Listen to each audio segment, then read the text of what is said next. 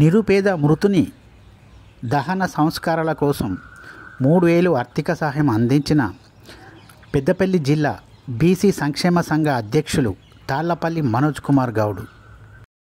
తాళ్లపల్లి మనోజ్ కుమార్ గౌడ్ మీడియాతో మాట్లాడుతూ, పెద్దపల్లి జిల్లా సుల్తానాబాద్ మండలంలోని నారాయణరావుపల్లి గ్రామానికి చెందిన మోటం సంపత్ అనే నిరుపేద వ్యక్తి మృతి చెందడంతో అతని దహన సంస్కారాల కోసం నా వంతు సహకారంగా 3,000 రూపాయలు పంపించడం జరిగింది.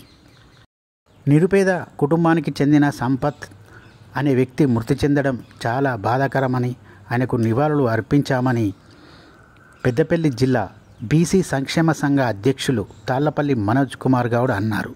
ఈ కార్యక్రమంలో పలువురు గ్రామస్తులు తదితరులు పాల్గొన్నారు.